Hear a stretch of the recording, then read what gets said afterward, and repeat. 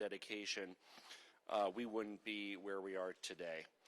I also want to thank the Colorado Black Legislative Caucus, the Latinx Legislative Caucus. We have many others who are joining us here today.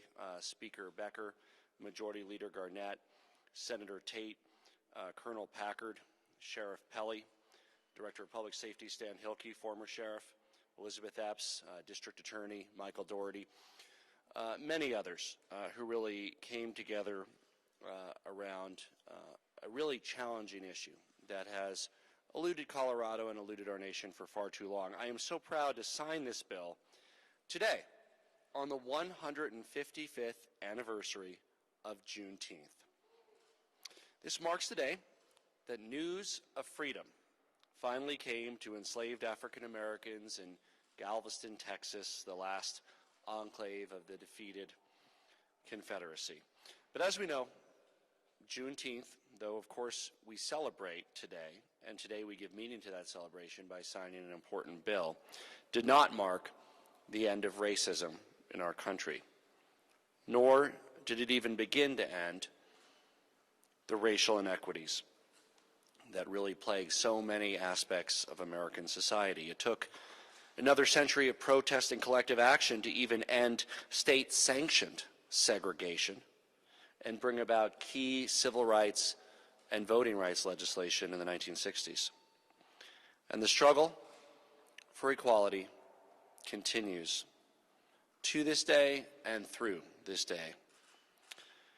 We've seen this struggle play out in a powerful fashion in the last few weeks in communities large and small across our state and country as millions of Americans have become part of our nation's largest civil rights demonstrations in half a century. This is a long overdue moment of national reflection. And as a 17-year-old black student named Ashira Campbell told me yesterday, it's not just a protest against police brutality, but a protest against a society that is too comfortable with injustice.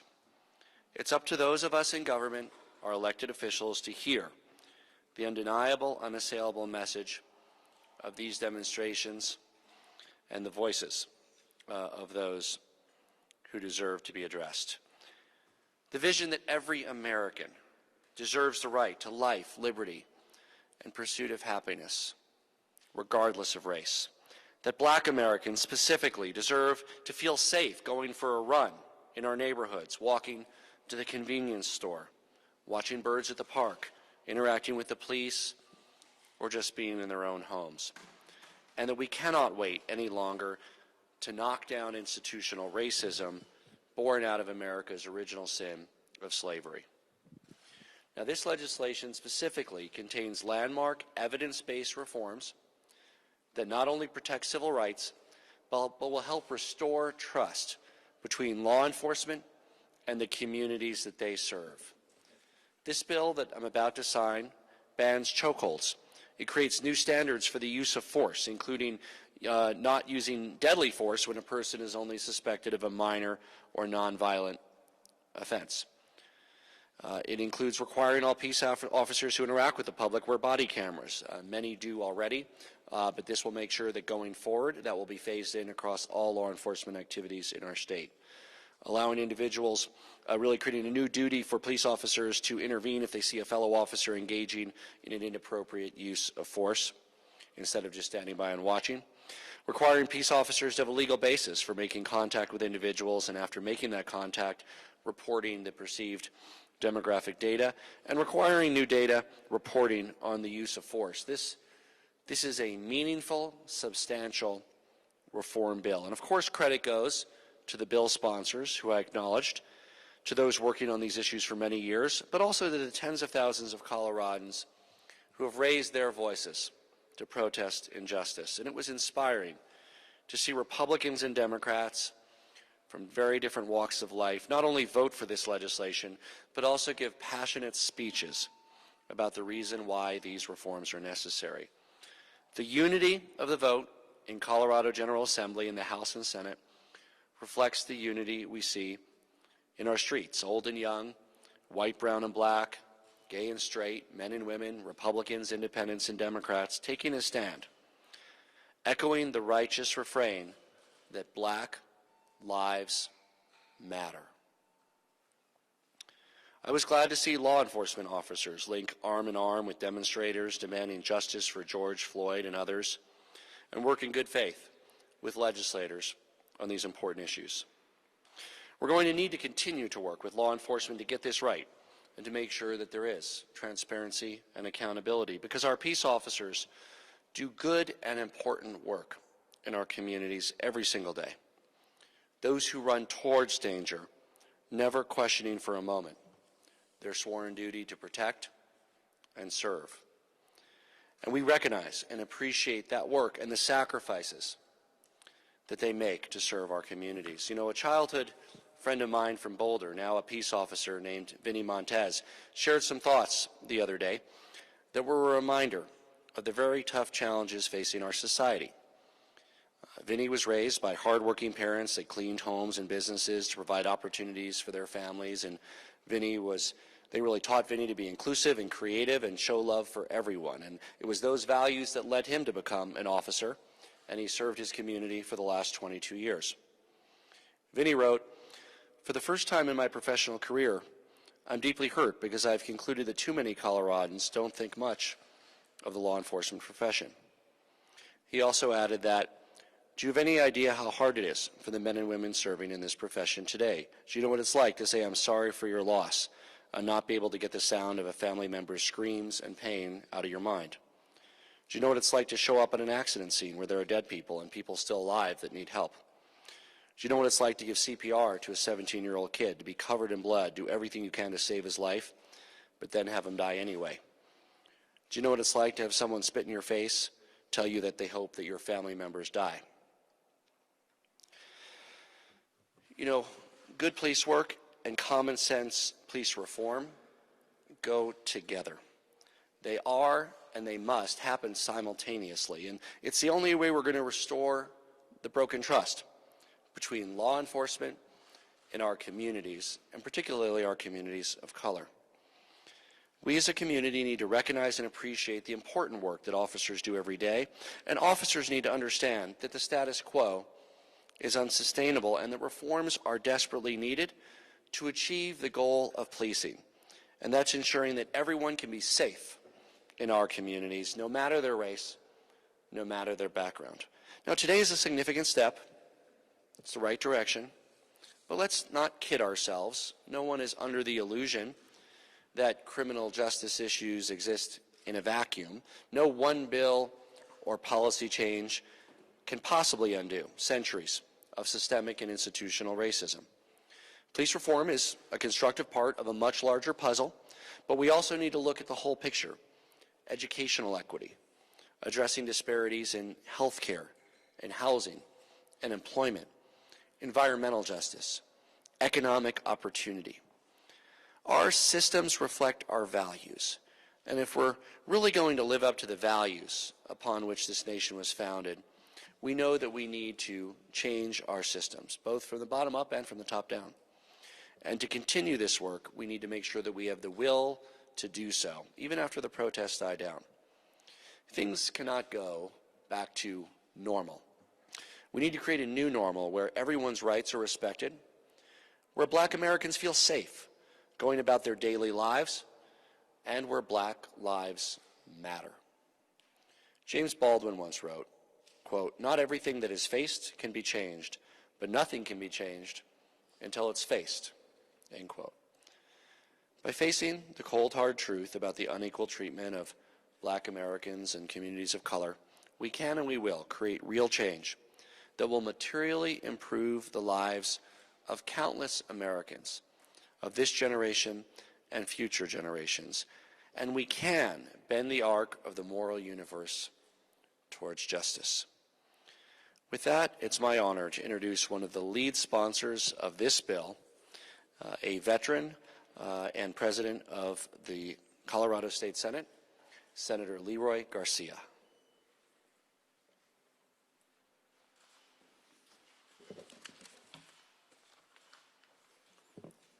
Well, good morning. Thank you, Governor Polis. Thank you all for being here and part of this monumental piece of legislation.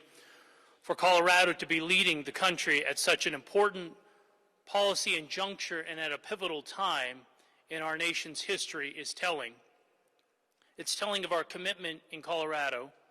It's telling of the bipartisan spirit that has come together around this important and meaningful legislation, and telling that enough is enough.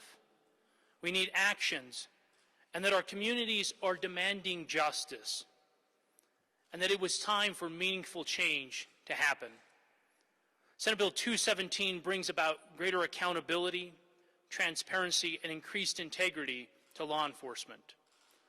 The policies in Senate Bill 217 are not new. Matter of fact, they're the result of decades of conversations and sadly also decades of police departments that turn a blind eye to unacceptable behavior. We share in the Colorado General Assembly the responsibility to build trust between communities and law enforcement. And I'm proud of the work that we've been able to accomplish together, accomplishing the change that the people of Colorado demand. I'll now turn it over to my good colleague, Representative Leslie Herod.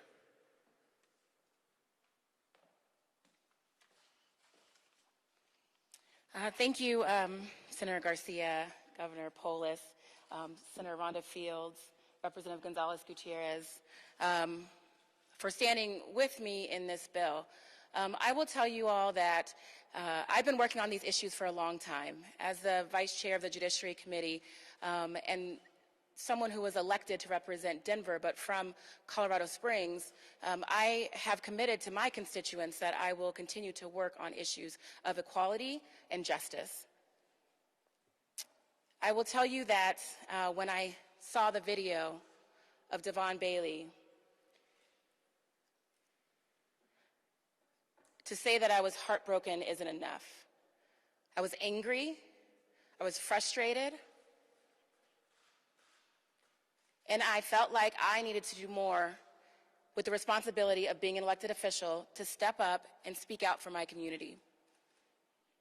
Law enforcement, for too long, has been able to target communities of color without retribution, without accountability, and unfortunately some without the integrity that we expect from those who are there to serve and protect us. I have worked with law enforcement to talk about how we can change the culture, how we can ensure that those who need to be held accountable are held accountable, and those officers who would do harm to our communities would no longer be able to wear shields. This bill came from those conversations with chiefs, with frontline officers, with people in the community who said, we have to do something different. I don't feel comfortable speaking up, but I stand behind you in your quest for justice. But in running a bill, and initially thinking about a bill specifically to deal with the fleeing felon law, and for those of you all who don't know, I think it's appropriate that we abolish this law today because the fleeing felon law has vestiges in slavery and Jim Crow. Saying if you suspect someone of being a felon, or someone looks like they could be a felon, African American, and they run away, they could be shot in the back. We've seen it happen all too often. The presence of blackness is a threat to too many and should never be an excuse to kill someone. But when I initially brought the bill forward, I was told that we weren't going to have support to just abolish the fleeing felon exemption. It wasn't until the cries of the protesters outside of this very building that that tone changed. And yes, the call for justice around the murder of George Floyd is what drove the change here in Denver. But we must remember the names of the folks right here in Colorado who have lost their lives at the hands of law enforcement. Devon Bailey, Elijah McClain. These are the names I thought of as I pushed this bill forward, probably a bit relentlessly, because I knew it was time for change. Dr. King speaks of the urgency of now. And we are in that moment right now. There is such a thing as being too late. We were too late for Devon Bailey. We're too late for Elijah McClain. But their deaths do not have to be in vain. The urgency of now tells us to act today to bring justice to these families, to change the law in Colorado, and to hold law enforcement accountable. And those who are not, those who do wrong and do harm to our community, should face criminal charges, be put in jail, and civil charges. This bill does that. This bill is not the end-all, be-all. It doesn't change culture. I can't legislate culture change. I can't legislate hate out of someone's heart. But what we can do is take a big step in the right direction and continue to commit to working on these issues. So I want to thank the families of the victims who are here today, the Bailey family, for continuing to fight for justice. And I want to make one more note before I'm done. I want to be clear because this has gotten lost in the conversation. This bill was led by women of color. This bill was led by the Black and Brown Caucus. This bill came from a call from the Black Caucus to demand change from the House and the Senate. And I will tell you that when we asked President Garcia to be on board, there was not a hesitation, because he too understands what it's like to be a Black or a brown person walking down the street and fear for their life when they come across the path of law enforcement officers. No, not all law enforcement officers are bad, but the ones that are need to be held accountable. That's what this bill does. So again, I want to thank everyone for being here. I want to thank Elizabeth Epps with the Colorado Freedom Fund, Mari Newman, who's been fighting for justice for so long, the ACLU, and so many others who have stepped in to make this bill a reality. Thank you.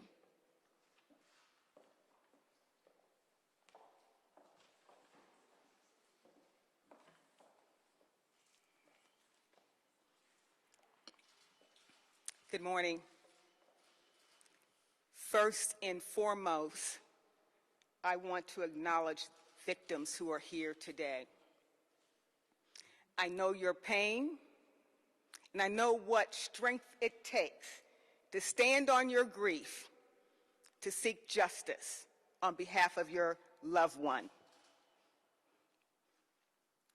To our allies, our partners, our protesters, to the citizens of Colorado who came out here and protest, I want you to know that we heard your cry, and the people of Colorado did not look away.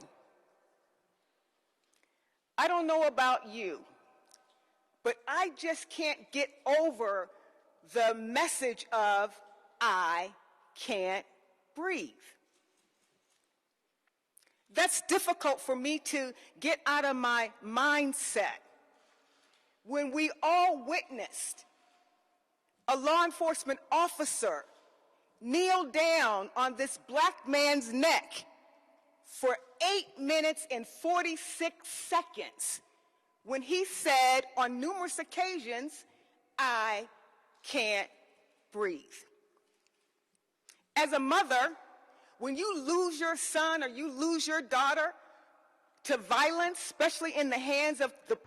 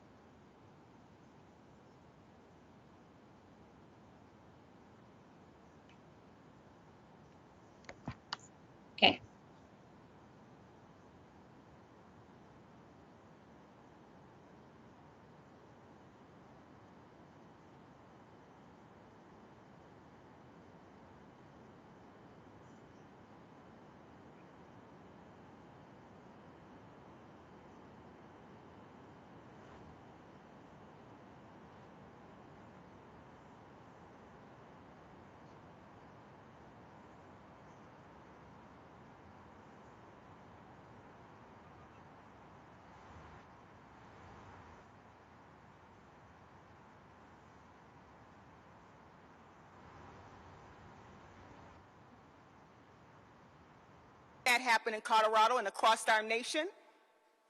Now let's define if there is immediate risk to the officer. So that means just because someone's running away, when you have all kinds of resources to call backup, I see them running down the street, they have on blue shorts or whatever. Use your resources. Don't just pick up your gun and shoot somebody in the back when you have their driver's license, their car, and everything else. We have a policy now that's going to be addressing those who flee from the police, and there's not an imminent threat. There's going to be accountability for that. Failure to intervene. We saw it with George Floyd's murder. 4 against 1. One black man handcuffed on his stomach. And then you have these 3 other officers standing by. In the state of Colorado, there's going to be consequences if you don't intervene when you see misconduct. The consequences start at a misdemeanor, but it can go up higher, depending on your lack of intervention when it comes to misconduct, when you know better. Also, just like a police person can pull you over and they can check your driver's license and they know all about you, we're going to have a database right now in the state of Colorado. And that database is going to be able to track misconduct. So we're going to know these officers that continue to demonstrate this kind of behavior. And if you demonstrate that kind of behavior, you will lose your certification. Just like you have information on us, we're going to have information on you. My colleague already mentioned this is not all police officers. This is the few who have the audacity to commit murder or to commit misconduct in the presence of wearing a shield or a badge. We're going to track that behavior, and there's going to be consequences for it. And it doesn't just stop there. This bill also has protection for protesters.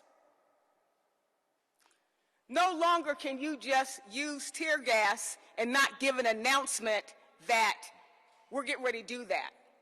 No longer can you fire rubber bullets hitting somebody in their eye where they lose their eyesight, or hit them in their back or chest. You can't do that any longer. And of course, the last and final thing it does is qualified immunity. There's going to be consequences, civil consequences, based on misconduct. So together, I just want the people of Colorado to know that we heard your cry. And because of your cry, we've made a huge difference as it relates to enhancing transparency, integrity, and accountability in law enforcement. So never, ever underestimate your power as a citizen. Use your voice, elevate your voice. We heard you, and we got real results. Thank you.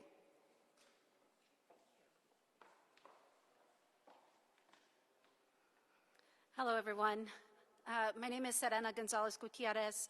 I'm a state representative for House District 4 right here in Denver, in Northwest and Southwest Denver.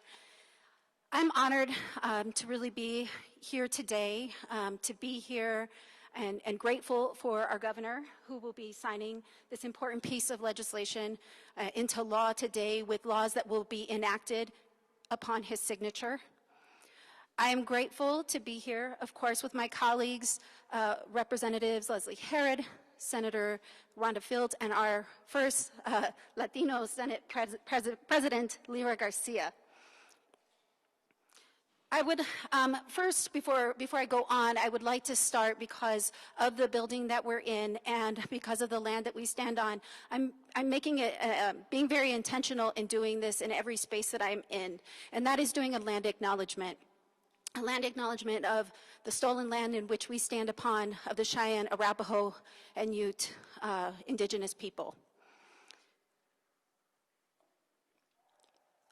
I made this very clear that this is not a new issue. And just like my colleagues before me, I do want to also recognize the unfortunate hurt and pain that families have had to feel in order for us to get to this place. Because we are talking about generations of pain and suffering. And as you heard, this is not the end. This is one small step, and there is a tremendous amount of work ahead of us, which I know not only myself, but my colleagues from the Latino and the Black caucus are committed to continue this work. And I know that our other members in both the House and the Senate are just as committed, because they've proven that through this entire process. It goes without saying that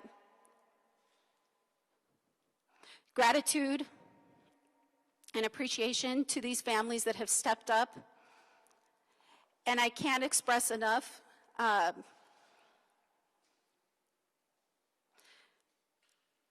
I am so sorry. I am so sorry. And I appreciate your strength. I'm hopeful that we can move on and continue this work. And again, I'm grateful for everyone that was a part of this process, a part of this history. And as we've heard before, and I will say it again, Black Lives Matter.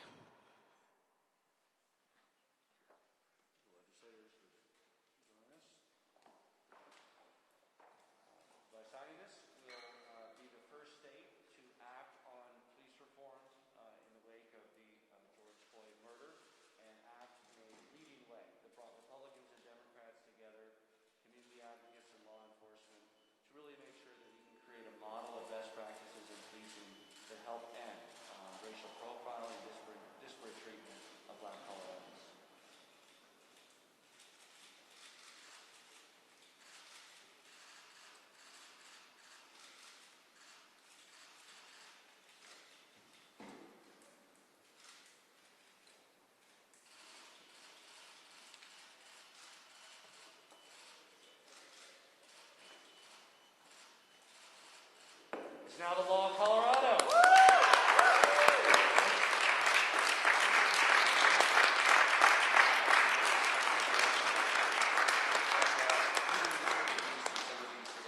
Perhaps the families would be wonderful. And I'm going to sign a large version here. And by the way, I want to thank everybody. It's really important in this public health crisis that we do these events in a safe way. And I know so many people wanted to have, hundreds or thousands of people get together, but we didn't want anybody to get sick because we're making a good law. And so we're doing it in as safe a way as possible. And this will be presented later to the public. I'm going to sign this version of the bill. This one isn't legally binding. The one that I signed, that's the real one.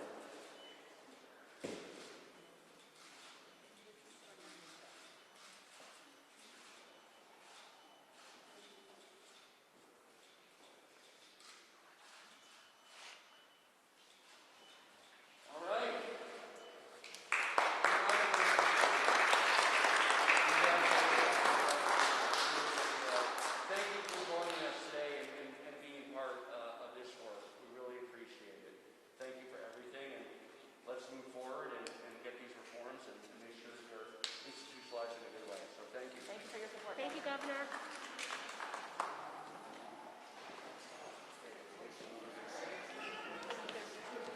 Oh, sure.